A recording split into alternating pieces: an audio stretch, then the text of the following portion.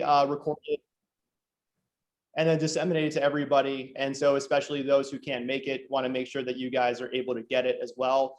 So what you guys can expect is not only getting the presentation deck, but also the recording on YouTube.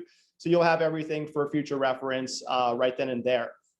So just so you guys know, the syllabus for today is several different presentations that are going to be roughly about 15 minutes long. So we're going to have Anas do the deadlift programming piece, and then Carl's going to go over anatomical differences, and then Sarah's going to be going over regressions and progressions for the deadlift itself and exercise selection and things like that. And then Brad and I will finish things off with talking about how to coach the deadlift in a basic format. I'm going to be going over the conventional deadlift in a couple of different steps. And then Brad's going to finish things off with going over technical faults and things that me and Brad both see with respect to like common faults that we see in a lot of athletes and how to fix them. So the goal here is really twofold. Number one, you're hopefully going to leave this webinar with a really, really great understanding of a lot of different things that go into the deadlift itself. And number two, you'll be able to see all of the hard work that our interns have been able to do over the past several weeks and months. So this is just kind of a cornerstone project for everybody. And me and Brad cannot be happier and cannot be prouder of the work that these guys have been doing all semester long. So with that being said, we're going to kick things off with Anas talking a little bit about deadlift programming and then going from there. So right. So oh no, I was just going to say, like, we gave Anas a really, really hard topic with programming, and so there's a lot of different things that go into the deadlift programming itself, but Anas is going to be going over 3 different variables and then going from there. Sorry, Anas. Okay. So yeah, like Sean mentioned, there are a lot of things to consider when writing your programming. So I'll try my best to explain my thought process whenever I program for someone. So I'll use those 3 key variables to explain how I usually program. So first thing is first variable is timing your exposures. Now, before going into timing, I think it's good to mention that I'm just going to assume that recovery outside the gym is taken care of. So there are no sleep or nutrition deficits that'll slow down our training. So first thing, whenever it comes to timing our exposure, I think which days we deadlift, which days we squat, and which days we rest, they all matter. So it's not only about how much work we do in a week. I think it's also about when we do that work, and how we spread that work over the week. And I think that will have a huge impact on how we manage fatigue and how we progress from week to week throughout a block. Okay. So first thing to consider is your lifter schedule restrictions. So as we all know, people have lives outside of lifting. I'm sorry, I didn't start my timer. Just want to make sure I don't go over time.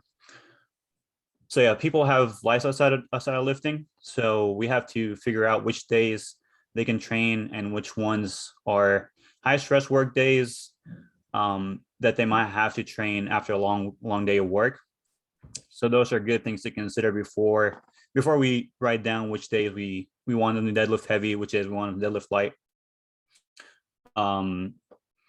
Then that way, if it's possible, we can align the high stress training days with the low stress work days. So we limit interference from work to training. Third point would be is we want to give ourselves enough time to recover from session to session, so we can go in feeling strong on the days we plan for those days to be strong, and also feel fatigued on the planned days. So this way we have a weekly trend that's predictable, and we don't have to worry about the lifter panicking whenever they have an off day. And because like the lifter will panic if they don't know how their training is trending, but if they have predictable weekly structure where they have one strong day and one weak day, they're not going to panic and they will trust that your programming is working. And I think that's a big factor is buy-in. And last one, when it comes to timing. So with last one is deadlift and squat interference. And this one can be a little bit tricky because individual differences come into play when it comes to deadlift and squat interference. Not everyone is going to have the same deadlift and squat interference. But generally speaking, there will be some deadlift and squat interference. So we can't program the deadlift on its own. We have to consider how squats and deadlifts interfere with each other for each lifter. So, okay. Yeah, I guess moving on, I was gonna cover just one more point. Assuming that deadlift interferes more with squats, which is what generally happens. Most people have bigger interference from deadlifts to squats than the other way around. I like to structure training in a staggered manner where we have our light squat day followed by a heavy deadlift day. Then we have a heavy squat day followed by a lighter deadlift day. Then giving ourselves enough time between those, this heavy deadlift day and the heavy squat day. Okay. And moving on to our second variable, we're going to talk a little bit about frequency. Now, I think the most common frequency is a 2 time per week frequency. Not to say that people can respond well to 1 time frequency, or in some rare cases, I think someone can respond well to 3 time deadlift frequency, which I haven't really seen yet, but it could be possible. But for this presentation, I think I'll just go over the 2 time frequency because it's the most common one that I see. So the goal we have, so since we have two deadlift days, we have a primary day and we have a secondary day. So the goal of the primary day is to offer the highest stimulus while keeping our fatigue at a manageable level. And that doesn't mean training has to be easy or anything.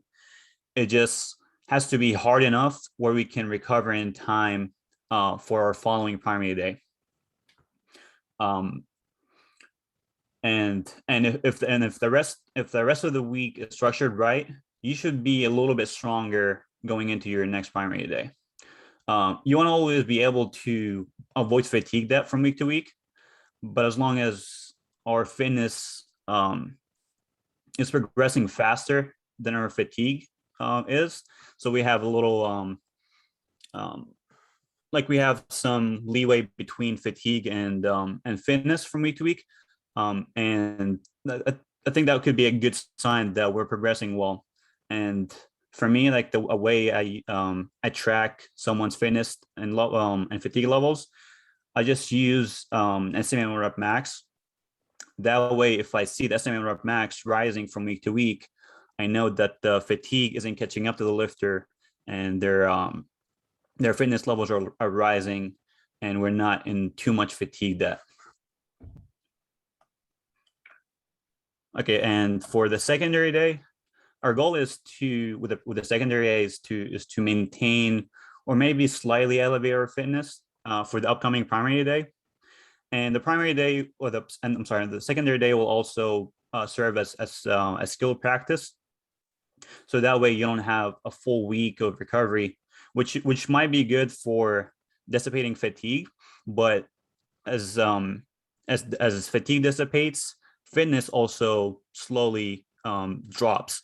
So we don't want our fitness to drop. We want to keep it as high as possible, and having that one extra secondary day will allow us to keep that fitness high, and it won't be so stressful that the fatigue will get so elevated that the primary day will start suffering. Okay, and so for I guess for a secondary day, I prefer to use, you can use some low percentage work, or maybe even like some sub max RPE work on this day. But yeah, that's about it for the frequency. So the third thing would be individual differences.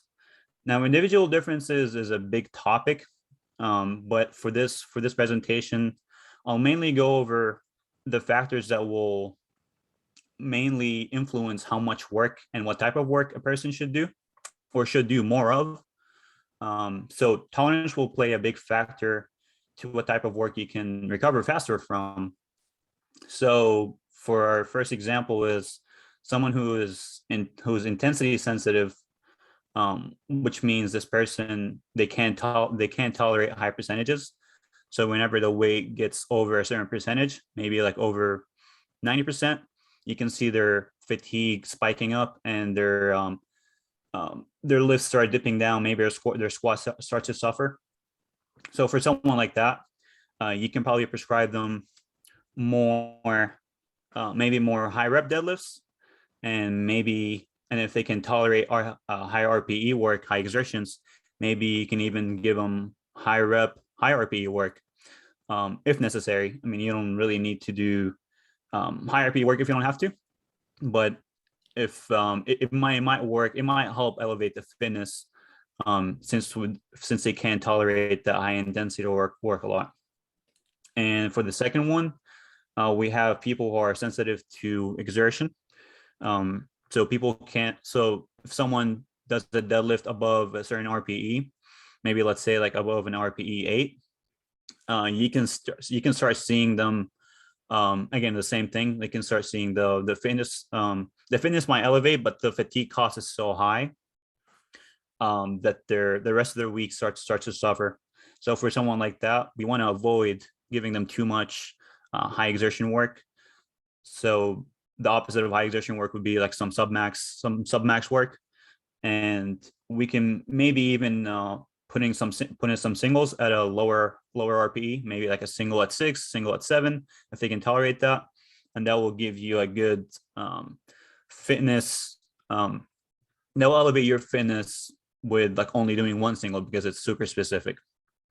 And maybe also you can have some volume work as back down, since they can if they can tolerate that as well. And the last one is, and actually last thing for the people who can tolerate that high RPE work is we can limit so we can limit that high RPE work, but we can do, like I said, we can do more of the other type of work. I'm sorry, I was thinking more about the last one. So for the last one, it's like the people who are sensitive to a lot of deadlift volume, which I found that that's the most common one. The high RPE and the high volume is more common than the high intensity work, high intensity sensitive people. So for someone who is sensitive to high volume, limiting their volume, but giving them enough specific practice will be like the most, that will give you the most bang for your buck. So having just like a single on one day, and for the back down, maybe you can give them like a variation, maybe like an RDL, or maybe like for some people, maybe even bell squats will transfer over to sumo. So that can be that can work as a good tool for back down work. And if they can tolerate that high RPE work, that single doesn't have to be super light. Maybe doing singles at a higher RPE and doing them a little bit more often will give you a good bang for your buck. And the last thing is training age. So I think training age, whenever your training age becomes higher, you have to take into consideration the tolerances. So at the beginning, so if someone is just starting out for a novice, they probably don't have to worry too much about if they're sensitive to volume, sensitive to intensity or RPE. They can probably get away with doing like a good, they just have to worry about managing the fatigue, and the work doesn't have to be skewed to one end of the spectrum. But whenever you get to someone who is a little bit at a higher level, I think things get, you have to optimize things a little bit more. So once you find out, maybe after like 5-6 years of training, you find out that, oh, well, every time I do a high RPE set, my training starts dipping down. So for someone like that, I think that's when you have to tailor your training will have to be more skewed to either like singles or high rep deadlifts. And I have, so tying everything together, I have a programming example. I don't know if I can.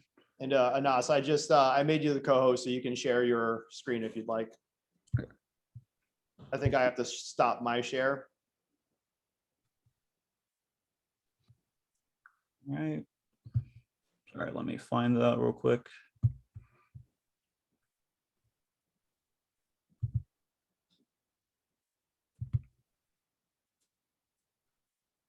Okay.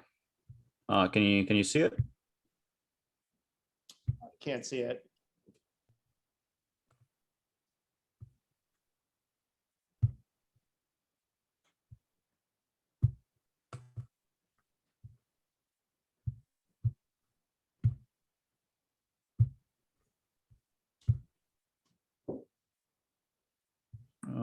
Sorry. Oh, you're good, man. Desktop.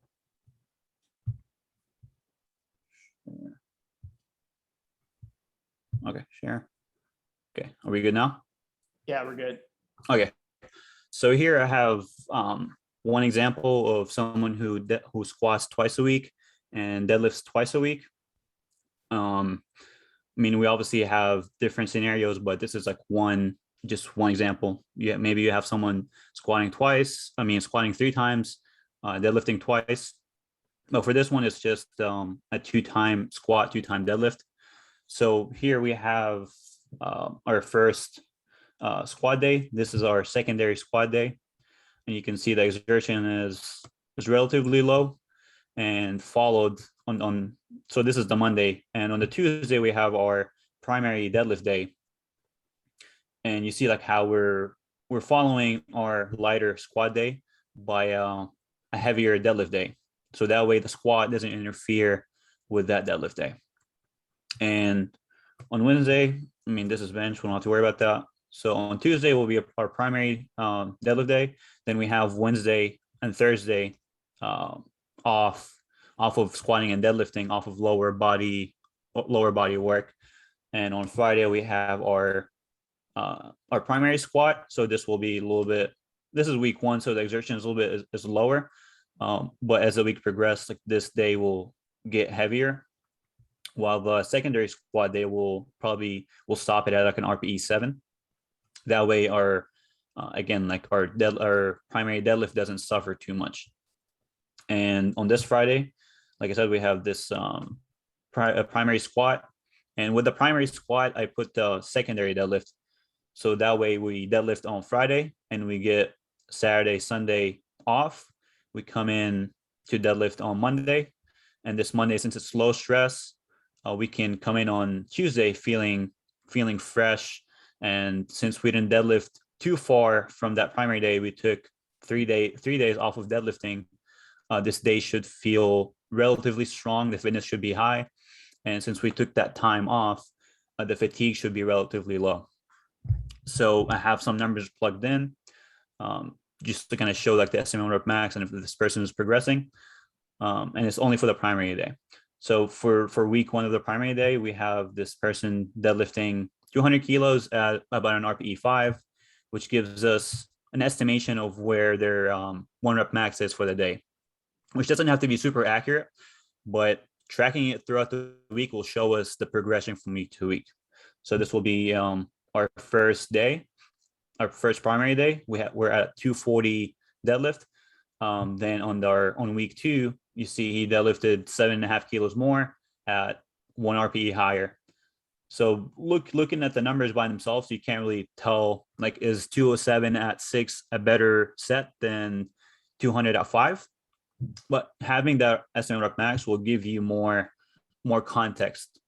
So you see here, it's up by 5 kilos, which tells us like things are progressing. And week 3, you see 215 at 7, so that gives us 247.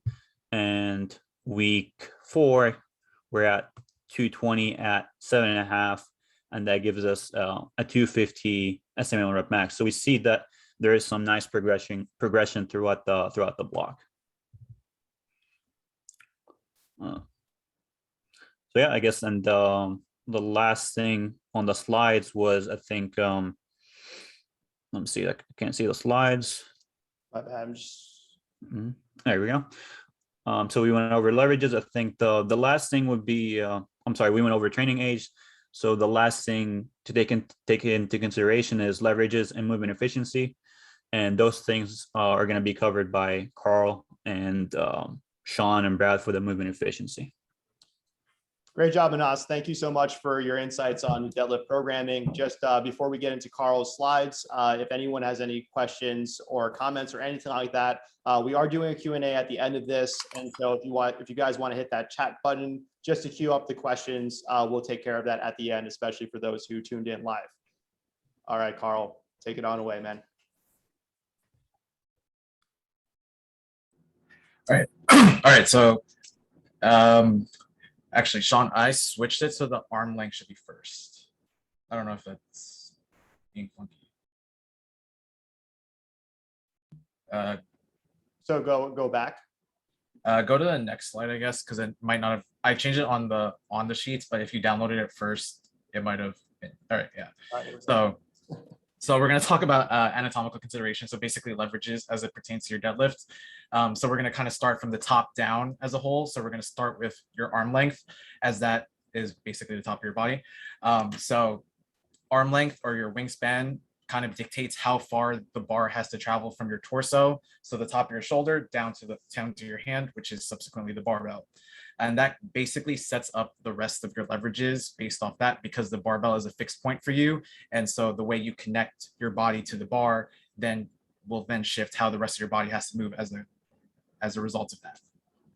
And then so we kind of see the differences based off people's arm length and wingspans. And one of the general rules of thumb that I've seen as a whole is that obviously the shorter your arms are, generally the more horizontal your torso tends to be, and the higher your hips might have to be, as your shoulders tend to fight for that center of gravity around the barbell. Which is why if you see people kind of try and like wedge their hips really low, but their arms tend to be shorter, you'll see them kind of lose position in their upper back, because if you can't get that neutral position, something else has to give as a result of trying to get your positioning in something that doesn't fit where you're at. And basically, as your arms pertain to a lot of the other stuff that we're working with, so like Anas said, with a longer wingspan, also we see abilities that you generally have a shorter range of motion amongst deadlifters, regardless of whether or not you're sumo or conventional puller. And this lesser range of motion tends to allow for our work capacities to be kind of manipulated way more consistently, because lesser range of motions, as most of us are aware, tend to incur less fatigue on our lifters. And just a special shout out to Steve DeNovi's effects of distance traveled as it pertains to deadlift as a whole. The link to his video is there, and he explains a lot of this stuff very, very eloquently, and provides a lot of good resources on that front as well. And Sean, so you can go back to the hip structure. So going backwards in the slides, I think.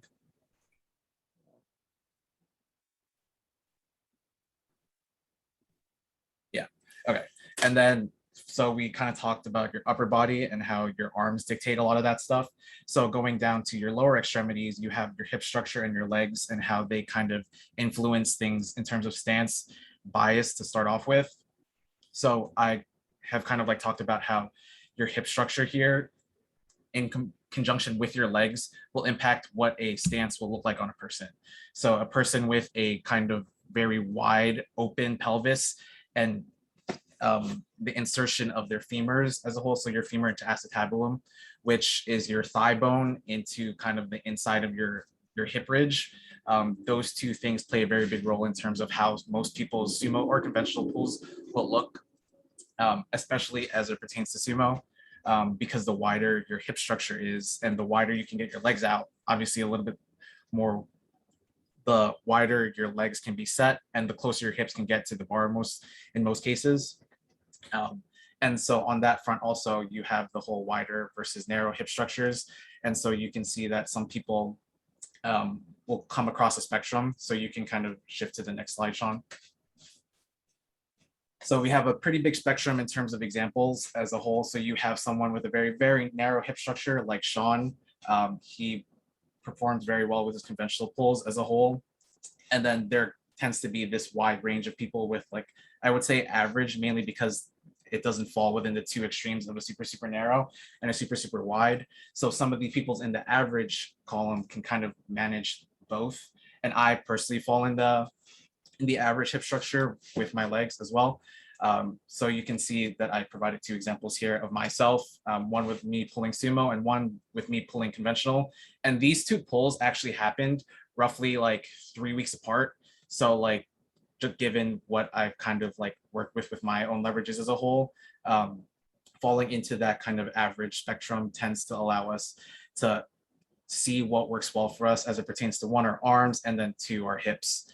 And then the same thing kind of works with a lot of females, but with females, there might be a little bit more deviation because female hips can be structurally a little bit more, there's a little bit more variance in some female hip structures as a whole, whereas males tend to kind of fall under a little bit more, like there are averages that they fall into more so often.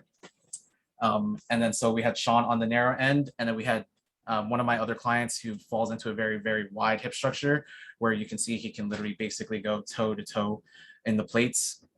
And he is able to maintain a very, very upright hip, sumo deadlift alongside with his very long arms. So all of those play well with the amount of deadlift volume that he can accumulate, as well as just kind of work that he does with his sumo deadlifts as a whole, as kind of Anas mentioned before. And we can move to the next slide. So over time, a lot of these anatomical considerations and the way we leverage our bodies might mean less and less, as ironic as it is, because our bodies typically adapt to what we consistently require of it. So we will consistently put our body through a lot of stresses. So a lot of people might start off kind of pulling conventional or pulling sumo and kind of switch in between, but the more practice and the more time under our belts under each stance, the more our bodies adapt very well to it, which is why sometimes you'll see people that go from conventional and then like some of those gym bros will kind of try and switch to sumo because they think it's super easy, and then they'll kind of rip their adductor or pull their groin basically because their bodies aren't very well adapted to those positions.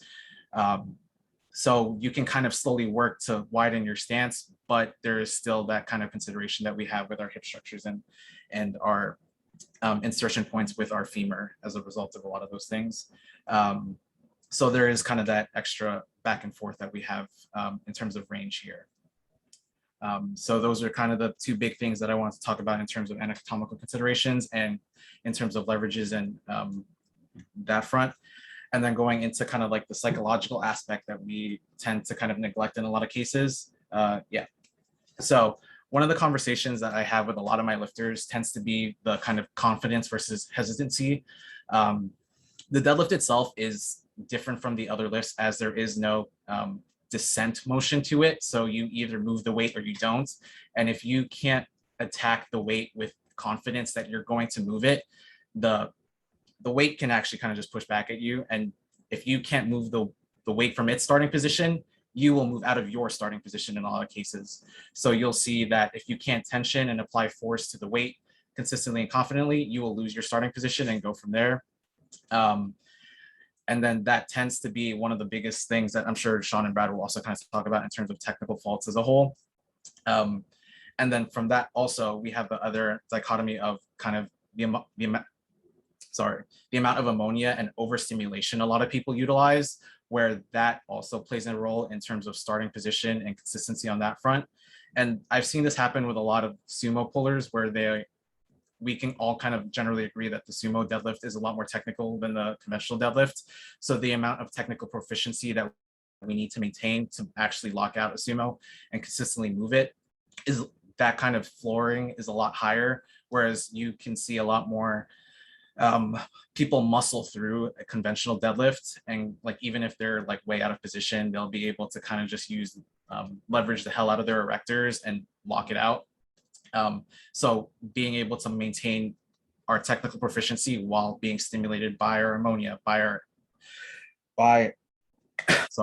adrenaline, those things make a big difference in terms of things that we need to be able to tackle and keep in check as we perform our sumo deadlifts and our conventional deadlifts.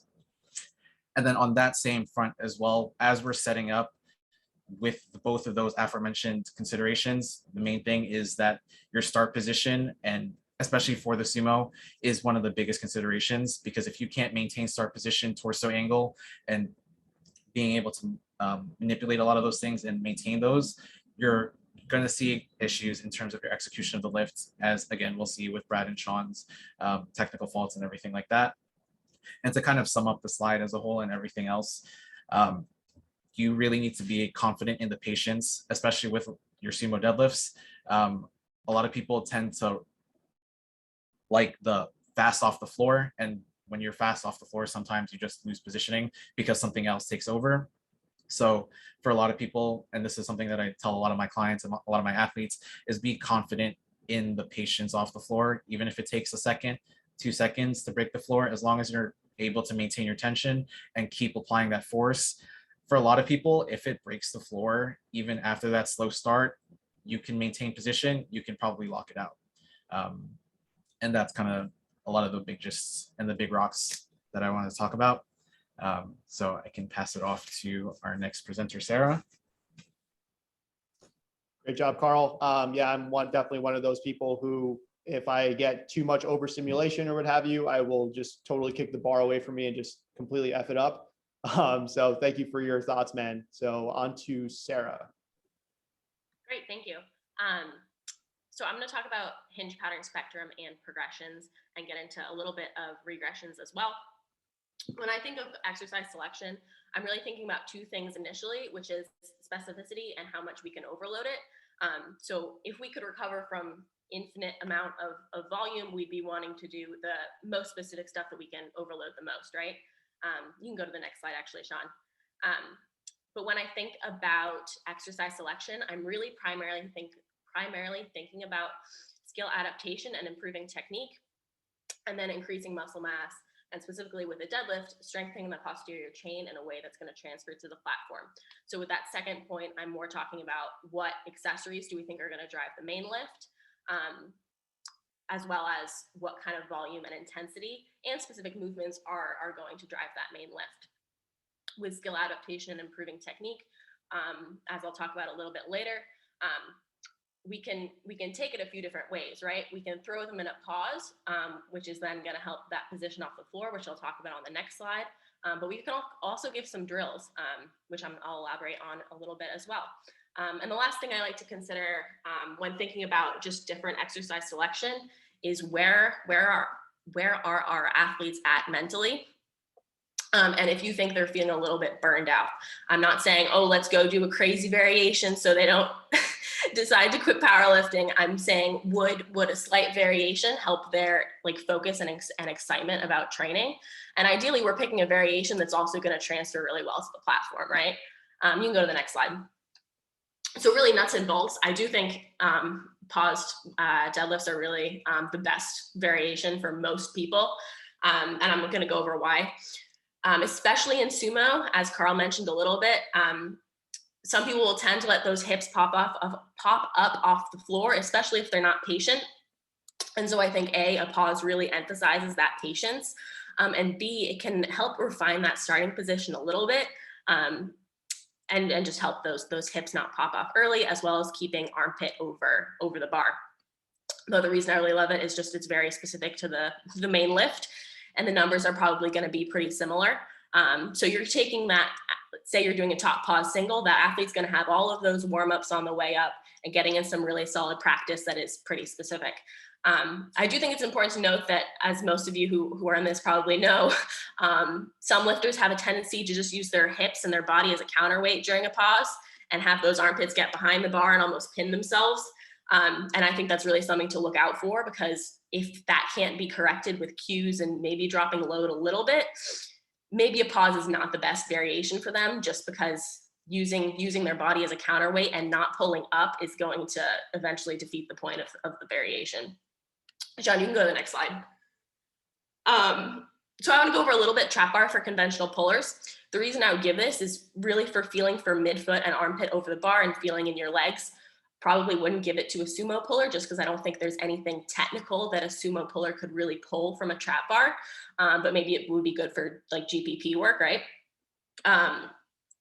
But general cons, a lot of people know, a lot of people can pull more on a trap bar than they can on a regular conventional. And especially with newer lifters, I think it's really important to A, manage expectations, and B, if that newer lifter is going to overshoot on the trap bar because the numbers are super exciting, you're going to have issues dealing with fatigue management for the most part. And it might affect their squat, it might affect their primary deadlift if you can't get that like extreme overshooting issue solved. And generally it's not the most specific variation, but I do think there are some technical benefits to it as mentioned on the left. Sean, you can go to the next slide. So say you have an athlete who that trap bar would probably be a good variation for them for feeling for that mid-foot, but you don't really want to pull out any of the specificity of like conventional on their secondary day.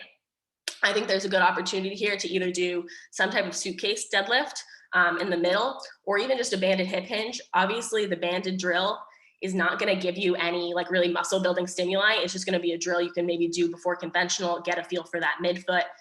Whereas the kettlebell deadlift, for some newer lifters, you might get some actual like muscle building signals, but it's a little bit of more of a drill as well. But there should be a little bit more carryover just because there's more resistance there. Does that make sense? I just wanted to show the images to kind of see how you could take the concept of a trap bar and bring it to different like tools, right? We're just showing you tools that you can use. You can go to the next slide. So what about tempos? I think tempos can be great for feeling balanced, bar over midfoot, refining starting position, everything I've been talking about, armpit over the bar. But I think with a lot of people, especially with people who tend to get back DOMs, the fatigue cost might be more than the ability, you can overload the movement. And so that is just a con there. I personally have not dabbled with concentric. I think Sean has. So I can't really speak about concentric, but when I've incorporated tempos, like competition specific tempos with my athletes, typically the DOMs, even after a few weeks where we hope we would be accustomed to it, typically those DOMs are still hanging out a little bit more than I'd like and affecting other lifts. So it's not really a go-to for me, but I'm sure there's some value there. You can go to the next slide. Okay, something I don't really like, conventional and deficit block pulls for conventional pullers. I know most people don't like sumo block pulls, and I really don't like sumo block pulls, but I'm not a huge fan of deficits and block pulls, specifically conventional style for conventional pullers. I think they could be good GPP for sumo pullers, but the reason I don't like it for conventional pullers is I think in some instances it can lead to a little bit of like disorientation around the starting position because we're changing it quite a bit. And this is my personal experience and my personal opinion. So of course, open to disagreements and discussions, but I found it can just lead to a little bit of awkwardness. And it's not necessarily better than a regular conventional or a pause conventional. You can go to the next slide. But conventional for sumo pullers. Generally, I think this can be really good bang for your buck, especially during the off season. The other time I also think it could be a good opportunity is if you have a sumo puller who's maybe thinking about bringing their stance out a little bit, because you're then bringing it out on one exposure during the week instead of two, right? So we're easing into it a lot more slowly in terms of total reps with that new stance, if that makes sense. But then again, there's that drawback. If you have a sumo puller who really needs a lot of technique work, that conventional day is going to mean one less sumo day unless you're deadlifting 3 times a week, which I'm not a fan of. But yeah, generally, I think it can be a good move. But could be fatigue inducing and potentially interfere with squatter or deadlift. But this really matters it depends on your client's training age and how strong they are, right? As everything we're talking about does. You can go to the next slide. Okay, so these are some of my favorite like accessories. You can just play it, maybe mute it. I think I'm breathing heavily. These are some of my favorite accessories, B-stance RDLs. And the reason I like them is we can challenge each leg and each hamstring, right, without putting as much load on our back as we would during a normal RDL. And this isn't something that necessarily I would program if someone wasn't having any like back discomfort, but it's a really good workaround if there is a little discomfort or if someone's, I don't know, they're a little bit like nervous or stressed out, right? Because we can then use half the load, challenge that hamstrings, and maintain comfort hinging. So if someone's potentially coming back from an injury, again, we're not rehab professionals, but it could be a really good option there. You can go to the next slide. Whoopsies. There we go. Okay, so pros and cons we talked about a little bit already. Good accessory, especially if someone's back is getting a little beat up. Maybe they're getting quite a bit of back dumps from their main work, say they're a conventional puller, and you've already switched a conventional day to RDLs or something like that, and you want to take even more load off that back. But I like them better than a traditional RDL just because balance isn't a limiting factor, and we're staying comfortable and confident hinging. But obviously lack of specificity, it's going to take a bit of time because we're going to need to keep switching legs, right? You can go to the next slide. Okay. Something hurts, now what? I'm sure everyone's dealt with a little bit of discomfort in training. Maybe not. If not, I'm very impressed. But it happens from time to time, right? And we don't know why it happens. And sometimes it's just something we gotta work around or see a PT if it gets to that point. What I want to talk about is how can we manipulate training variables and coaching variables to maybe work around some of those things and hopefully limit some discomfort before that ball starts rolling. So initially, if someone comes to me with a little bit of discomfort, my initial process is trying to identify any movements that are making it worse. And usually this is pretty obvious if we've just started a new block and there are some similarities and some accessories have been changed. Like I had a client who's old, like hamstring, like flared up on an RDL. It was very obvious, like that was the trigger movement, right? But we do want to make sure we're preserving specificity within reason. And with this point, I think it's, again, really important to note what's your client's training age and how competitive are they and how close are they to competition? Because with a newer, weaker athlete, say their groin doesn't feel great on sumo, you could probably switch them to conventional for a year, and within a few months, it may very well pass their sumo anyway. So I just think it's important to keep in mind of training age, and that we want to help people's results on the platform, but maybe specificity isn't the answer in some of the newer lifters. Potentially reducing in volume or intensity, switching stances, all kind of the basics, but are kind of what I go to, especially with the deadlift if someone's experiencing a little bit of discomfort. And finally, knowing your athlete, right? Do you have someone who would really benefit from feeling like they have a little bit more of like sense of control in the situation? Like would maybe like a PRI drill be really useful for them? Or maybe doing a consult with a PT that you really trust. Maybe it's an issue that doesn't really present as a red flag to you, but we want to make sure our athletes are super stressed, right? Because stress and pain are going to go hand in hand, and they're going to make each other worse. So I think it's really important to A, have a really good relationship with your client, and B, try to evaluate that the best you can and send them in the right direction, not just for their physical well-being, but mental as well. And then finally, no pain is multifactorial, and no SIBO your client, right? We're not trying to scare anyone.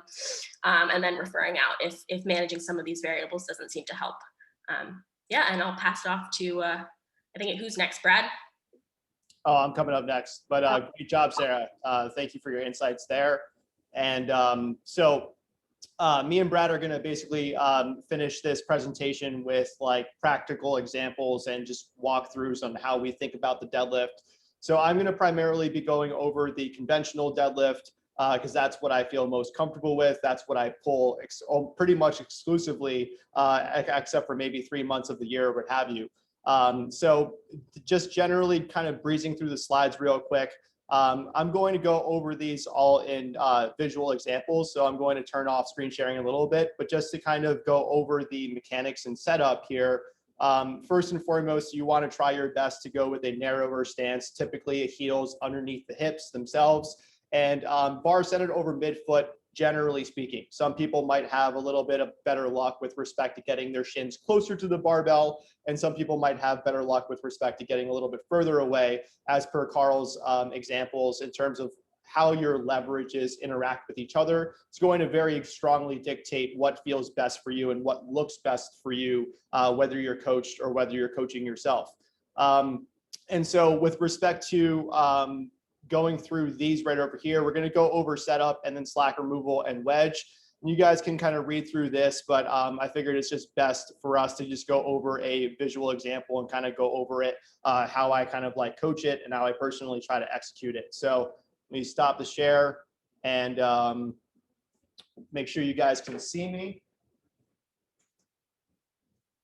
All right, you guys can see me, hear me okay? Just give me a thumbs up if possible. Sweet, awesome. So first and foremost, guys, when you stand in front of the barbell, typically you want to have about like an inch to an inch and a half between your shins and the bar. You want to give a little bit of space for you to drop your shins toward the bar itself. When you bring yourself to the bar, the last thing you want to do is sit down like this. For example, notice that I'm kind of reaching for the bar. My back is already kind of rounding in this position. You want to try your best to keep your upper back as stiff and rigid as you possibly can as you hinge back. So from here, pretend like there's an open drawer right behind your butt, and you're trying to just basically close that drawer with just your butt like so. Let your chest table over, get parallel to the floor, and then make your arms as long as possible. And what I mean by long is that you want to let your shoulders protract. And what I mean by that is you don't want to let your shoulders be neutral like so. You want to reach your shoulders forward and make your arms as long as possible. So there's a big difference between this, for example, and this right over here, right? And then as you're doing that, you want to try your best to really focus very heavily on pulling your chest away from your fingertips. There's a couple of different ways that me and Brad coach this. For example, it's pulling your chest through your arms. Another example is creating as much space between yourself, your fingertips, and the barbell, and also just simply chest up, basically. So from here, as you hinge down and you let your shoulders protract, and you're keeping your chest as tall as possible, you should be able to grab the bar without any level of grounding here, right? So your setup, as Carl talked about, is incredibly important with your off-the-floor performance. So as you reach and pull your chest tall, once you grab onto the barbell, you want to really continuously pull your collarbones away from the bar. At this point, you guys might not be able to hear it, but you should hear a little bit of a click that happens. So essentially, you're trying to take the barbell and pull it up against the top end of the weight insertion. So as you're here, you're pulling your chest through as your shoulders roll forward. And then from this position, you're keeping your chest tall continuously as you're driving your shins down to the bottom of the position. So notice that when I do this, I'm able to break the bar off the floor without really pushing through the floor, right? And so again, let me get this a little bit lower for you guys. All right, so from here, hinge back, arms nice and long, chest away from my fingertips. I'm grabbing the bar without letting my back round. And then from there, as I'm pulling my chest away from the bar, I'm slowly tightening up and driving my shins down. And notice that the bar kind of comes up without me actually pushing through the ground. So a good way to tell if you're wedging appropriately is if you're able to break the bar off the ground without any effort from your legs, especially when you're warming up. So if you have like 95 pounds or 135 pounds on the barbell, you should be able to successfully and silently break the bar off the floor. And so from here, as you get heavier and heavier, that wedging process not only sets your hips appropriately, but it also allows you to discount the weight off of the barbell.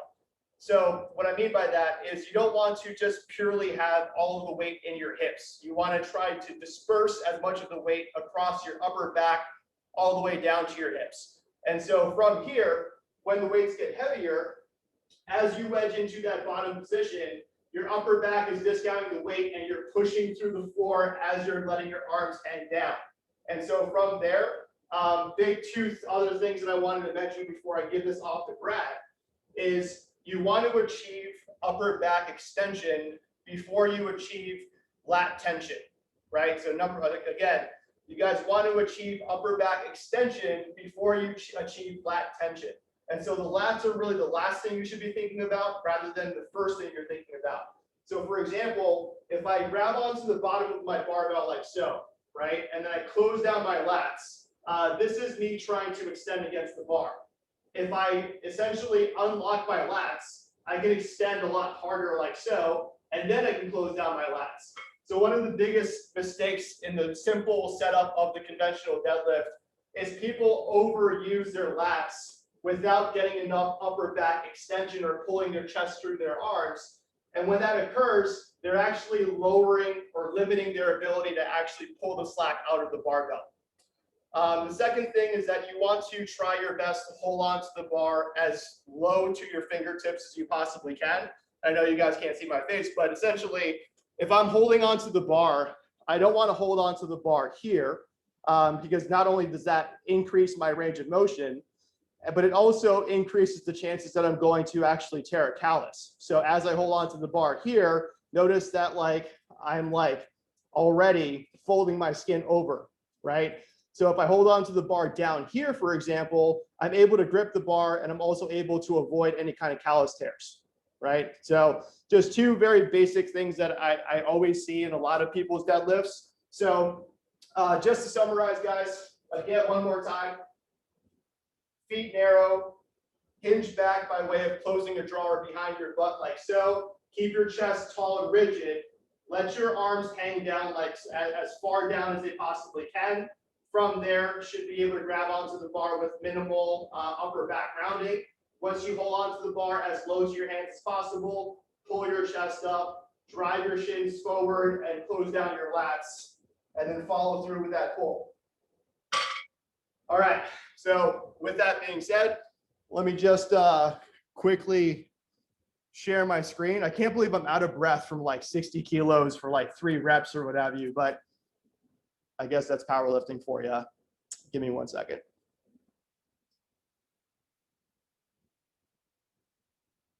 Okay, Brad, this is all you, my friend.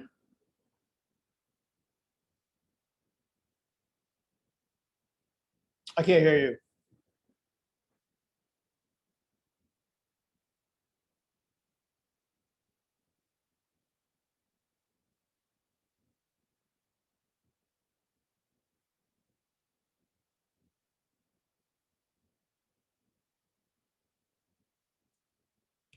Can you hear me now?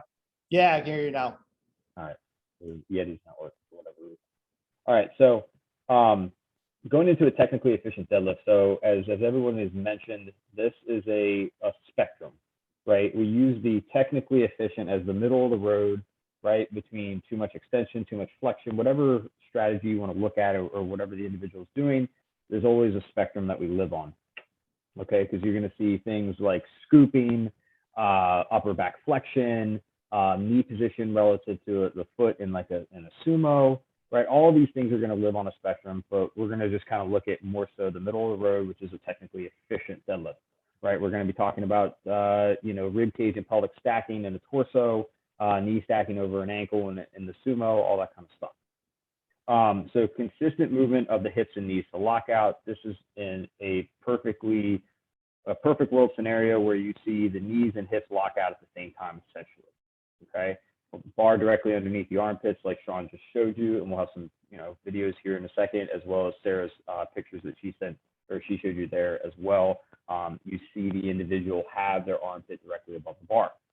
Bar centered on midfoot. We put an asterisk next to this because again, this is all purely based on the individual.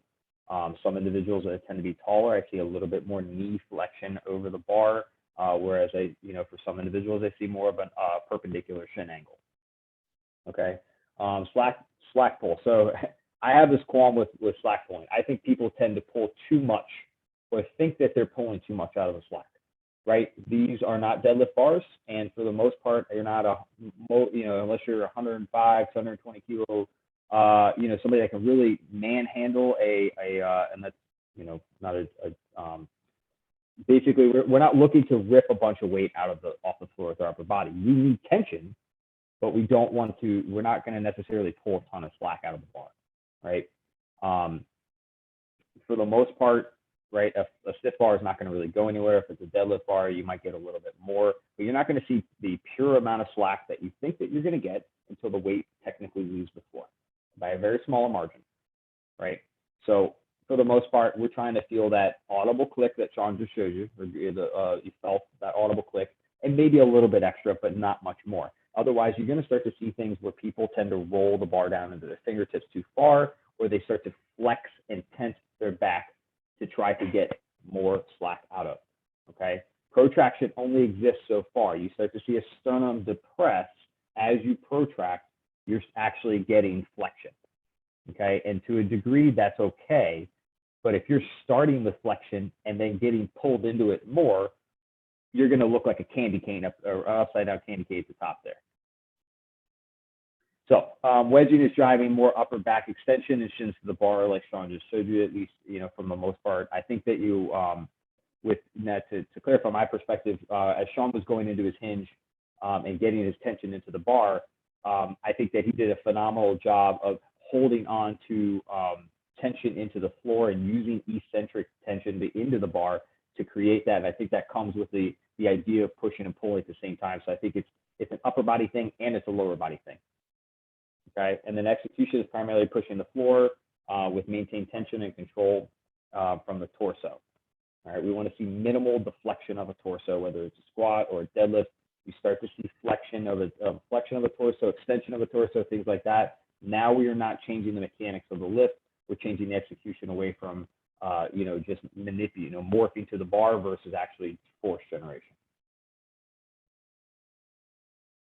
So some of the things that we see are too much upper back flexion in the lift, hips rising too early or pop up at the initiation of lift, and lockout and grip issues, all typically related to putting our mass behind the bar, right? So you're going to see somebody kind of dropping their hips down. This could also be scooping. We'll talk about that too. It's all really interrelated. A lot of the faults that I see with grip issues and stuff like that, and to the effect of lockout in general, are all related to more so these first two bullet points.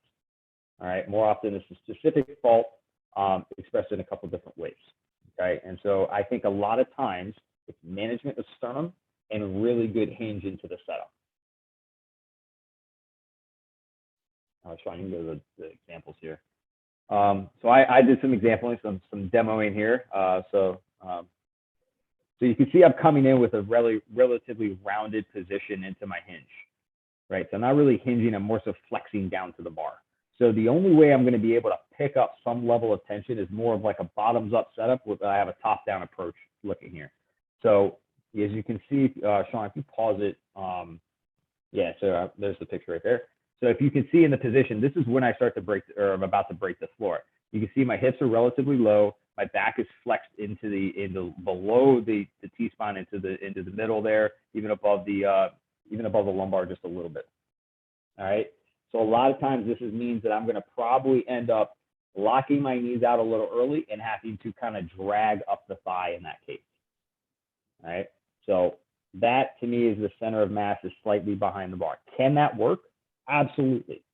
If I feel strong with it and I can get a good leg drive and feel tensioned up, you can see the wrinkles in my shirt and my back. I'm trying to hold on to that position, but I'm going to have this bias that I'm kind of pulling backwards a little bit. Okay. So that's a center of mass position. I might see a really heavy weight here and I might just start to flex even more, or I might see my hips pop up, right? And I might get to my knee and I might be stuck. But this is typically what I see with a lot of deadlifters, where the center of mass starts to kind of shift back and even too low relative to the bar. You can see that my arms are perfectly up and down above the bar. So I'm not technically on it. I might be fast off the floor here, but my lockouts might be a little slower. Again, if this is what an individual is doing, great. I mean, you can train for it, you can train around it, you just have to understand it, right? You have to understand what the miss is, right? Steve, I love my golf references. But if I have a miss of golf, if I'm slicing to the right and I got to play that hole, right? I'm going to aim a little left so that I can get it, make sure it stays in the fairway and I'm going to hit it into the woods, right? So if my miss here is a little bit back and a short lockout, I need to be looking at speed and RPE based on how I'm able to manage that lockout position. But to overcome this to me is to maintain a good sternum position like Sean just showed you, and a really solid hinge into the setup. That's going to get me feeling lower with my sternum and feel like more range of motion, But the reality of it is my hips are going to be slightly higher, my back will be a little bit flatter, and I'll feel a little bit more on the bar, so that when I push down, I feel bar come up. Versus right here, I'm going to feel pushing down is going to feel like I'm pushing out in front of me a little bit, and I'm actually pushing back. I feel like I'm having to pull the weight backwards into my shin.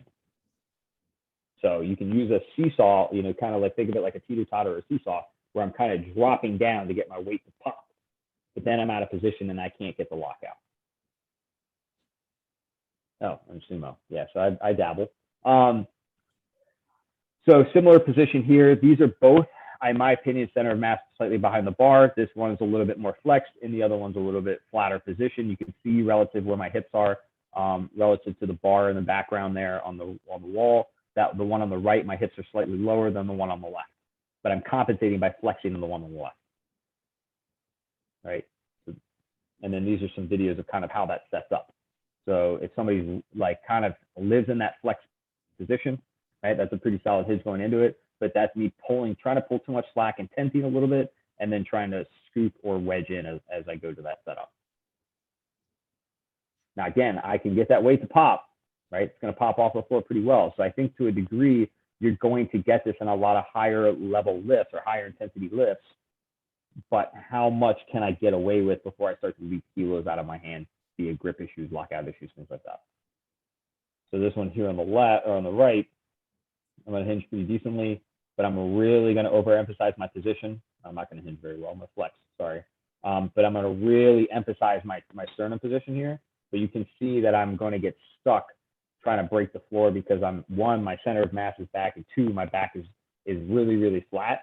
And I'm going to fight that bar all day until either I flex down or my hips come up. I'm getting that from my phone. So those are some of the examples that you can see kind of how these different approaches to stuff. And then there's slack pull and slack pickup and wedging. I see a lot of lifters falter, in my opinion, trying to take too much. As I said before, you end up scooping, or whether they're cued that in a training setup or in a practice, somebody's coaching that to say hips to bar, right? You really want to drive your hips to the bar. That to me sometimes can promote a little scooping, right? So they kind of drop the hip underneath and they forget about what that upper back tension can do for us. Again, if we live on a spectrum, to some degree, it's probably not a bad thing. Probably actually really helpful if you look at a lot of high level deadlifters, sumo or conventional, in my opinion. And then again, like I showed you in a couple of videos there, and I think we have another one coming up, pulling slack with the upper body that shifts us either off the bar, behind it, down, whatever tends to shift our center of mass into positions that are not advantageous. So it's a little inefficient. Still wanting to execute through leg drive. So, if you see that happening, you're still wanting to execute it the same way. You're going to have some deviations to try to get back on the bar, or you're going to have to be prepared for the lockout issues you potentially could see at the top. So for me, it's about T-spine extension, or right as Sean talked about, bringing your clavicles up. Did I say that right, Sean? Yeah. Yeah, bringing the clavicles up, and then to me, it's just shins to the bar. I think inherently a lot of lifters know what wedging is. And when we started in powerlifting, back in 2013, getting into the sport, you saw more of like starting strength approaches, which is very, very dominant of setting that back into a really, really strong position. And I think over time, we've noticed that some lifters, right, when they get into really high loads, you'll see some upper back flexion.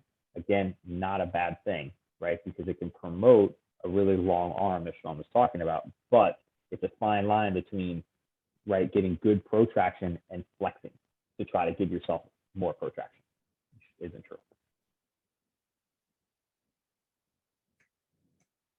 So here's another video of kind of like how I approach, if you're looking to do another strategy with wedging versus what Sean talked about, is the hip pop or the hip shooting. So what I'm doing here is I'm actually, there's kind of like trying to pull too much out of the bar, right? You can see that I'm giving to the bar. I'm changing my torso position, right? And if we look at powerlifting is about keeping a strong torso position and everything else moving around it, okay? So here you can see the wrinkles in my shirt, that I'm holding my clavicles, I'm holding my sternum position really, really strong. And as I start to push the floor with my hips, I think this is the beginning of the video. So, oh, come on, Brad, set up faster.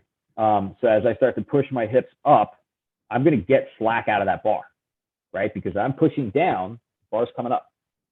So now I'm giving myself the space to actually extend into that position.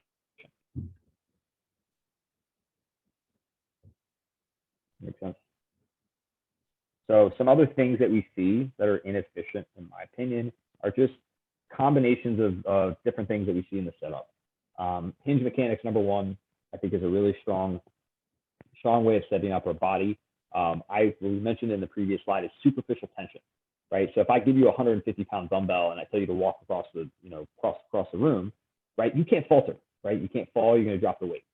So having some level of superficial tension that you take down to the bar can always be super helpful, right? Because essentially I won't want to deviate position. I'm not coming in loose. If you want a bottoms up setup, by all means, I'm a big fan of top down.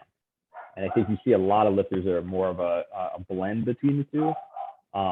But I think a lot of lifters are also really, really strong when they do a top down, just because they carry more eccentric tension into a lift that doesn't have an eccentric load taking us to the floor.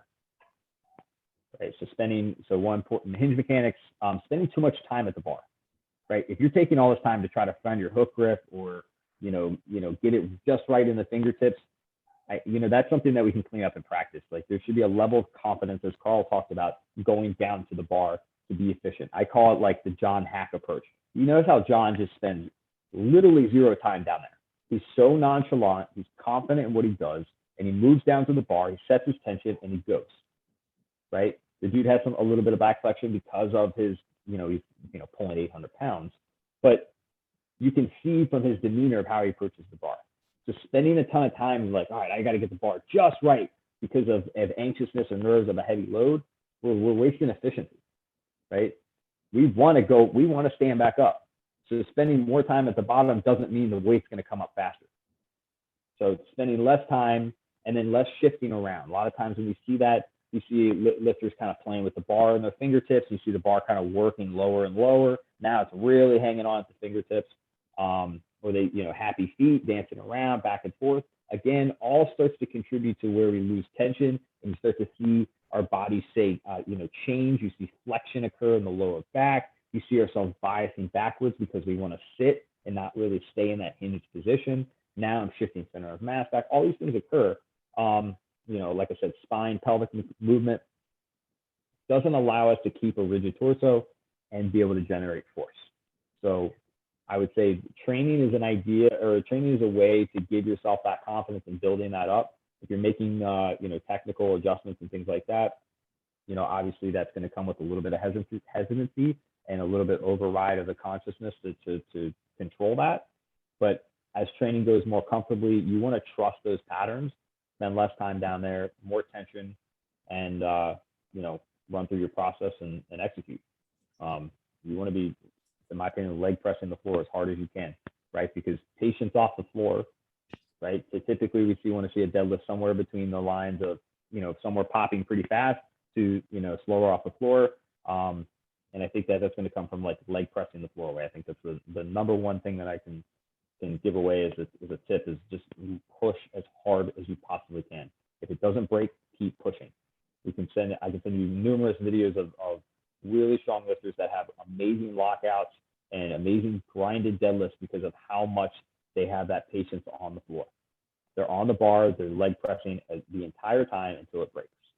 And guess what? If they're in a really strong position, they're going to be able to fight through that lockout as opposed to somebody that pops it really fast and then tap their knee and they go, I don't know how to get out of this. I talk a lot. Sorry. Yeah, Sean, any follow-ups there? No, I mean, I'm personally good. Thanks for your insights, Brad, as always, as someone who is your athlete myself. I always appreciate your technical insights there, man. So with that being said, guys, before we shoot into the Q&A, I just wanted to say thank you again to the YardCat interns, Carl, Sarah, and Anas. You guys all did a great job, and we're really, really proud of you for not only your presentation, but again, for all of your hard work that you guys put into this, and your own businesses, and everything that we've been able to accomplish all semester. So thank you all so much for that. And so speaking of which, me and Brad finally nailed down a date for our YardCat mentorship program that's kicking off for the second semester. So we're going to be starting that off coming up on September 21st. That's a Tuesday. And everyone who either registered for this seminar or webinar, and obviously anyone on this call, if you're interested in signing up for the mentorship program, we do have a early bird discount that we're going to email you guys out. So you guys can expect not just the recording of this, but also the deck and also the link to sign up for the mentorship program if you're interested. And if anyone has any questions about it or what have you, feel free to email us or use the Q&A that we're about to jump into. So it's 6:15 right now. We'll probably spend about 15 minutes or so answering any questions you guys have, especially as a thank you for tuning in live. So if you guys have any questions, please feel free to hit the chat function, and any one of us will be able to get you some answers.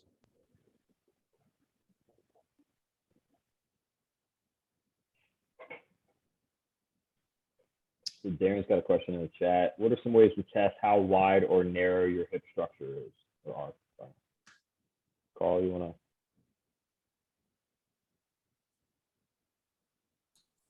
So one of the ways that I've done it with a lot of my lifters, and this is kind of may or may not be a cop out for some people, is kind of just actually testing the limits of where you can kind of get into a comfortable sumo stance, and definitely go into some trial and error as you go. There are other kind of assessment patterns that you could kind of look into in terms of like the actual active hip IR and ER, if you've kind of looked into the biomechanical lens that we tend to kind of look at. A lot of people that have access to a lot of good ER in their femurs tend to be able to get into those wider stances because they have access to that range of motion in a lot of instances. But if you have a little bit more limited ER, you might get stuck into a little bit more narrow, even if you're trying to go wider in that stance. And that's where you see some people kind of strain a little bit of their adductors because they're trying to reach that range of motion that they don't have access to, and try to jam their hips into a wide stance sumo, generally speaking. But at the end of the day, a lot of it is kind of just trial and error for a lot of lifters, especially newer lifters, because most of them don't have any experience in either deadlift. So you're better off kind of playing around with both in a lot of instances if they don't have a preference to begin with. And, Jessica asks ammonia.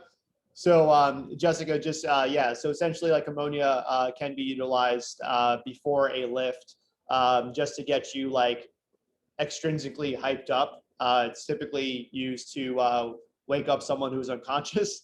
And so yeah, typically that would be a very, very good way to kind of get a little bit of a boost of energy prior to you going into your deadlift. But if you have any specific questions about ammonia, we'd be happy to answer those.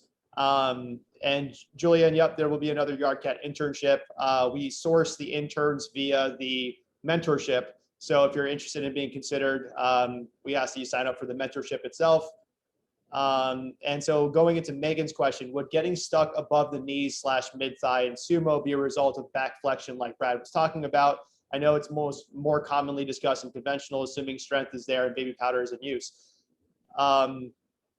So my personal opinion, and you guys feel free to add in whatever, is that essentially getting stuck above the knees is usually an off the floor position issue. And it may not necessarily present as back flexion. Sometimes it might present as getting your shoulders too far behind the barbell, which pitches you forward and gets you really, really out of position. Which could have some level of back flexion or back rounding in it. But typically if your center of mass is behind the barbell, it'll be harder for you to push your hips forward. So if anyone else has any opinions on that, Sarah, I know you had mentioned, you had raised your hand there. Yeah, and at least what I've noticed, like with like myself and a few of my athletes, is sometimes like the position off the floor is okay, but sometimes we like panic when we get to our knees, and just instead of pulling up, you just end up pulling back, and then we pin ourselves. And I don't know if that's potentially what's going on, but I found people can fail at the knees because of that as well. It's almost like we're panicking to lock out, so we just lean back. Sorry, you get. Can I piggyback off that? Yeah. Yeah, so I think a lot of people have different strategies, how they conceptualize the movement and the lift itself. You know, like Sarah said, you can get to your knee and panic and be like, oh crap, I gotta lock out. And they'll just throw themselves backwards. So that's one way of doing it. Two, so that basically essentially, right, we have this balance between push and pull, right? And a lot of times in that regard, you get panicked and you switch from push and pull to just pull, right? And that's where you can see stuff like that, where they just start to drag back, where they, you know, they kind of like then they maybe overextend, they lift their chest up to try to early lock out from that standpoint. Depending on the sumo or the conventional, I think I see that more in the conventional sense, where they want to throw the arch back, and where a sumo, you get a little bit to it, but it's kind of challenging because the knees lock really early when that happens. So it really just depends on what strategy you're seeing. If you're seeing a quick break off the floor, you know, maybe just look at your position from the side view and see how, you know, how your mass is on top of the bar and relative to the bar as you start the lift itself, and that can be a good indicator. I would probably default to, if everything looks okay, I would try the pause deadlift and see if you can manage the first couple inches of break to stay in the same position like Sarah talked about, or do you come up and kind of start to meander around and get kind of funny? Because to me, a sumo or a deadlift and pause deadlift in general is almost like two deadlifts, right? You're using one deadlift to kind of break and another deadlift to finish. And that's pretty much where I go from that standpoint. So yeah, just depends on what strategy you're kind of working with. Awesome. So Deha asks, what are your thoughts about deadlifting 3 times a week, but with very low volume on each day, comp dead, pause dead with just top sets or 2 working sets and a tertiary RDLs? So I'm actually a pretty big fan of doing 3 times a week for certain athletes. And so this is typically people who present with higher training ages, or people who fatigue rather quickly on deadlift exposures itself. So like keeping the overall sets and reps rather low, with maybe having like one higher volume day that's really sub max. So I personally love it. I think that the way that I typically have a tertiary deadlift day, the way that I do it is one's like a close secondary movement, like a pause deadlift or what have you. The tertiary day is between 60 to 65% for higher volumes. And the primary day can be either a single with like literally like 5 to 10 reps, or number of lifts on the back off sets themselves. So every single exposure is recoverable. The only downsides, or there are a couple of downsides to doing 3 times deadlifts, is that number one, depending on the overall amount of days that an athlete has to train, you're looking at 2 SBD days sometimes, and oftentimes this kind of presents situations where athletes tend to need deloads more often than not. So like instead of every 6 weeks, perhaps every 4 weeks or so. And the biggest thing to keep in mind is that the number one coaching answer is that it depends. So if an athlete is essentially getting good progress off 2 times a week and you want to try 3 times a week, try it, but it's probably best to track how that E1RM, like Anas was talking about, is going. And if you see a major improvement, then keep running with it. But also keep in mind that there are high fatigue stipulations there. There's high time investment there. And also recoverability could be a pretty major factor. And typically, all of my athletes that do 3 times a week deadlifting only do sumo. I don't have anyone doing tertiary deadlifts on conventional. Yeah, I think you look at like interference too. You know, are you like Anas talked about, like, is the squat going to get, like, you kind of have to go into things like that. If you're going to try it out, one, I'd probably not do it near a meet. Two, is it going to interfere with other lifts and recoverability, right? So like Anas talked about, like you can see how you had the squat and the deadlift and how they played a role in one another, right? Lighter squat, heavier deadlift, heavier squat, lighter deadlift in this setup there. So, Anas, if you want to touch on that too, because I think another question tied into some programming stuff as well. Is it better for progression having multiple deadlift days? So I think it's kind of like, Yeah, I think you have to look at the program as a whole. So if you're, depending on how stressful your squat training is, and if you're trying to prioritize your deadlift, maybe that could be a good option. And if you can't squat as much, like if you have some kind of injury that doesn't allow you to squat as often, maybe deadlifting more could be a good use of your time. But if it's not, if you don't really have to do 3-time deadlifting and you can make progress off of 2, I would always go that route and use the extra recovery to squat more, because squat can carry over to your deadlift, but the more deadlifting won't really carry over to your squat that much. So I would always try to prioritize my squat. And if you can squat 3 times a week and deadlift twice, that would be, I would say, like a better option. Yeah, love that. Before we move on to Richie's question, Carl and Sarah, do you guys have anything on that front? All right, cool. So Richie asked, what is the best way to ease someone who is traditionally a conventional puller into a wider stance sumo? Anyone want to take that, or I can take it personally? Hold on, there's like 8 questions. Which one was it? Richie's question. So what is the best way to ease got someone? it. So my personal take on it is that you may want to try out like frog stance or a little just slightly wider than their conventional deadlift. So as someone like Carl said, has a narrow hip structure, and sumo just never feels good for me. I want to go really, really narrow, and oftentimes that means that instead of having my shins perpendicular to my knee, that essentially sometimes means having my shins behind my knee. So that way, that gives me a little bit more hip flexibility in that position. And so the best way to ease in is to start off with some slightly higher volumes, very submaximal touches, and build strength in that movement first and foremost. And as you guys are building strength between coach and athlete, make sure that you make small tweaks and really encourage an athlete to experiment. So like toes more out, toes more in, how to generate force in a slightly wider stance, making sure that the athlete doesn't just do a wide stance conventional or what have you, can be very, very helpful there. And anyone else, feel free to jump in on that question if we can move on to the next one. Yeah, it's just time. It's accumulated time, right? It's loading tissue. You're changing the loading strategy. So, accumulating time there, building up. You're starting from square one. So, got to take that time to do that. So Sophia asks, is it better for progression having multiple deadlift days? And I think the answer there really is it depends. Like if you're doing 2 times a week deadlifting and you're stalling out, I think an additional frequency exposure can be incredibly helpful. But if you're making good progress on 1 deadlift day or 2 deadlift days, you may want to run that out as much as you possibly can before you start adding more gas to the fire.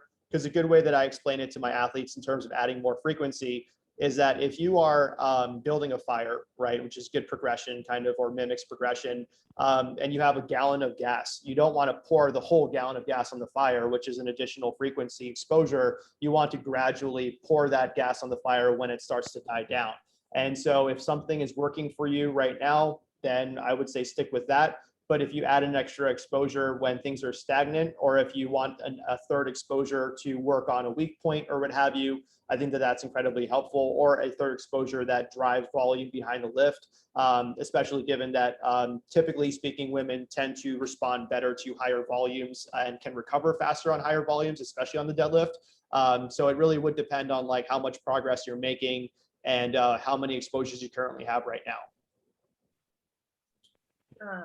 And I think one thing you could do, and I don't know how well you're progressing, but you could always ease into that third exposure with like an RDL and just see like, how does this affect my squat, and use that as almost a way to bridge between 2 and 3 exposures. Cause yes, it would be quote unquote a third exposure, but like lower intensity to start. And going into Thomas's question. When I set up for my deadlift, I spend a lot of time with happy feet and pelvis movement before you, like you talked about, but I do it before I grip the bar and it helps me get tight. Would this be considered a setup error? To me, it wouldn't be, as long as the end result, like I always say, all is well that ends well. So if you're in the bottom position and you're in a good starting point and you don't resemble any kind of like weaknesses or overcompensations in your movement, I would personally think that would be okay. But Brad, what do you think? Absolutely agree. Again, everybody has a different strategy. So when we talk about positions and stuff, like I said before, it's a spectrum, and we're living in the middle of the spectrum with this ideology. And then outside of that, as you start to kind of sway off of that, it's just purely individual at that point. My guess is I'm thinking that you're kind of like bouncing a little bit, almost kind of like you're getting ready for the way that I was taught at deadlift by Matt Gary. Was at SSPT and back in like 2013 is the from a conventional standpoint is like trying to jump off the floor, right? Trying to like jump as high as you can, right? You're coming down and you're trying to explode up. So my guess is that it sounds like you're kind of bouncing a little bit and then snagging it and then setting tension and going from there, and that's fine. As long as you, like as Sean said, as long as you feel like you're holding on to tension and you're able to generate that force production and you're on the bar. You're seeing minimal deviations of the hips and shoulders and spine position. I think you're fine. And Andres, good to see you, man. Thank you for coming. So Sarah, this question is for you. You proposed conventional deadlift as a secondary day for a sumo puller. What are your thoughts on sumo deadlift for a conventional puller in the off season, of course, as a way to increase the skill range and perhaps capitalize on newly gained confidence, mental game, maturity, etc.? So I personally don't think there's a ton of value unless you're thinking about switching to sumo. I don't think there's a ton of value in terms of like building strength that would transfer to conventional. I don't really think sumo is going to help you that much. I think you're better off with either pause conventional or other just conventional variations, RDLs, that kind of thing. But I am curious what the rest of you think. But I personally, if someone's pretty set on conventional and doesn't want to potentially switch over to sumo, I don't give it to them as a accessory unless it's something we're kind of looking to explore as a main lift. Yeah, I mean, like when I give someone sumo deadlifts when they're a strong conventional deadlifter, usually that sometimes like having a different perspective on how to do the movement can teach someone better upper back extension or better positions in like putting their hips. But oftentimes, to be quite honest with you, Andres, like when I'm asking someone to do sumo, there is some sort of level of hunch that they would be better with sumo, especially if like they're kind of shitting the bed on conventional. I would want them to try something different. And this is kind of a way to like add it in. And and apologies to any of my athletes that are on this call right now, but like if I add in a sumo deadlift, it's probably because I'm making a bet that this is going to be your primary movement over time, and I want to see how that goes, rather than having it be something that is just simply like kind of a for fun thing. Because like in programming, especially for powerlifting, everything should have some sort of reason.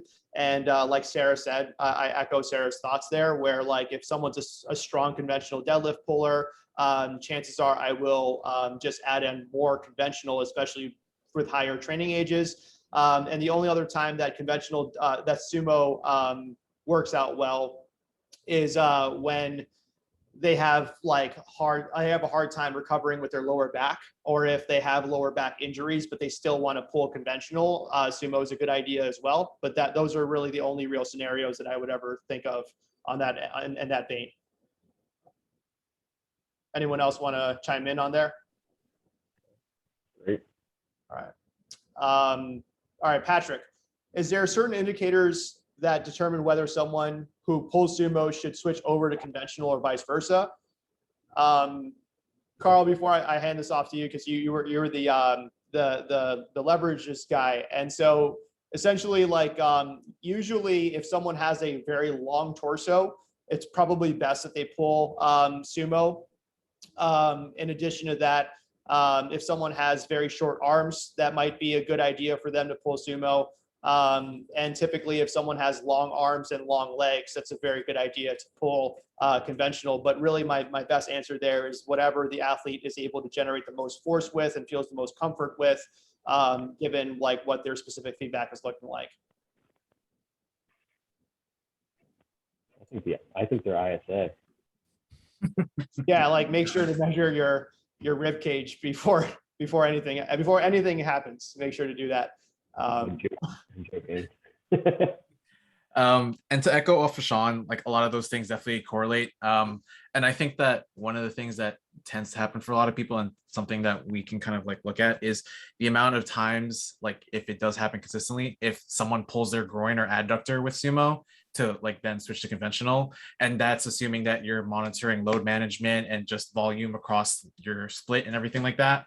I had a lifter last year who, like, we even monitoring like and playing around with a lot of his volume throughout the week and everything, he just kind of like pulled his groin like as we were peaking like 3 different times last year. So like for a little bit we like just decided, you know, we'll switch to conventional because that offloaded the amount of stress to that area for him. And so I think that that's also one of those things where for a lot of people, if they get like super groin adductor heavy on their sumos because of the extra recruitment on those muscles versus conventional, that might be a good time for people to switch from sumo to conventional. Awesome. Anyone else that want to tackle that before we move on to the next one? Good. All right. Thanks, Patrick, for your question. So Darren, what are some recommendations you would implement in programming if you have a lifter who is very quad dominant, squatting the weight up, and tries to get upright as soon as possible, turning the deadlift into a simultaneous knee and hip extension from the start instead of a knee extension first and hip extension? So my personal thinking on that is that unless they are a very heavily gifted deadlifter, and they're like deadlift panda or whatever the case is, at some point under heavier loads, you're going to see some level of hip involvement and some pitching forward and some level of back flexion. And so in that case, I've seen people move like 80 to 85% of their 1RM very upright with their shoulders behind the bar with no issue. And then the moment that you get 95% or above or past that, you're going to see some level of like overcompensation and some level of F up. And so in this case, you would explain to your athlete that you're not necessarily trying to get them to pull in the way that they're most comfortable, but you're more so trying to get them to pull in the way that protects their liabilities. Because obviously when you get to that higher load, that liability is going to be greater and greater, and we're not doing anything to fix that, and we're just kind of catering towards what feels most comfortable. Anybody else have anything on that, in that vein?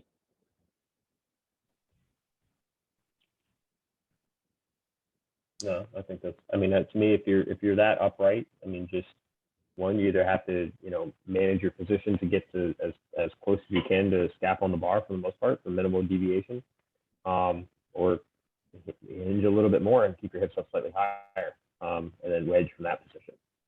But I you know, ultimately, look, like you're going to get to a point where your upper back is likely going to be the load limiter, just in general, to the point where we can't hold thoracic extension or thoracic rigidity, right? You're going to end up flexing. Now, how much you can hang on to and everything is obviously a part of what a max is made up of when it comes to powerlifting.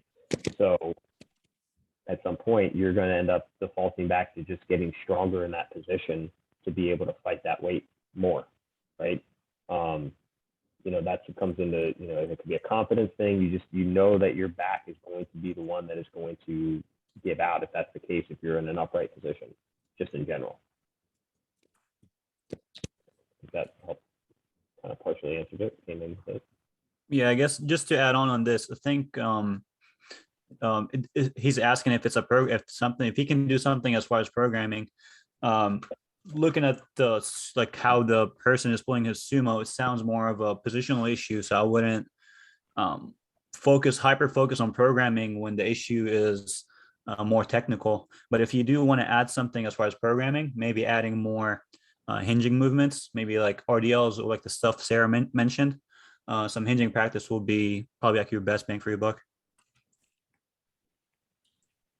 Awesome. Thank you, Anas and Brad. And so, Brad, our last question for today is Zach, and this one's direct. This one's aimed at you. So, Brad, could you expand more upon why you are moving more towards a top-down approach for sumo setup? I'm pretty strongly in favor of a bottom-up one myself, to be honest. And just for context here, Zach, you and I talked about this for like one-on-one, and like we were debating about this a little bit. So in this case, like I know Brad's going to be in my camp, but no pressure there, Brad. So you can do both. Again, it's spectrum, right? If you're favorable to that, you can't jump to the other side and expect the same thing, right? Now you're changing the strategy altogether, which in turn is going to inherently change what your loading style is going to be and what your confidence is going to be and all that. So you can't really go, hey, I need to do this one, right? If you want to spend that time, and, hammer that out for an extended duration and see where it takes you, kind of no different than like, hey, I'm a conventional, I want to go try sumo, right? You're going to have some sort of, adaptation and time under tension and experience doing that. Now, to why I'm a little bit more in favor is, one, I think you spend less time at the bottom and more time pressing the floor. That's just in general. That's just where I'm at. Now, if you're more of a bottoms up guy, then I would say, work a little bit, more tension into your system, a little bit more hingier in your setup. You can still kind of get down there and do something similar, but that can maybe move the needle in that direction to apply a little bit more force production. Really just, and then again, it's going to come down to the checklist of what we're looking for is minimal torso deflection, deviation, scaps on the bar, force production, all that kind of stuff. So, this is it depends kind of situation, but I would say if you're looking to kind of maximize things and optimize things, if you feel stuck or whatever it may be, it's either hammer more volume and you're in that, in a plateau kind of situation where you need to build up that strength to work with what you have. Or if you're looking to optimize or to try to figure out a more optimal solution for you, then maybe that's the move. Obviously discussions with coach. It might be a little bit more hingier in the setup to help you feel on top of it, so that you don't feel like you're kind of like trying to figure out where tension is going to be at the bottom. And that can maybe move the needle in the direction that you're looking for. And it depends. It depends. So yeah, with that being said, guys, sorry we couldn't answer any more questions. I just want to make sure everyone gets on with their night. So with that being said, everybody, thank you for sticking around to the very bitter end. We will be emailing everybody with the recording and also that discount code for the early bird mentorship program there. So thank you all for coming. Thank you again to our interns, Carl, Sarah, and Anas. Great job tonight, everybody. Have a great rest of your evening, everyone, and thank you for coming. Richie, barbell ODL.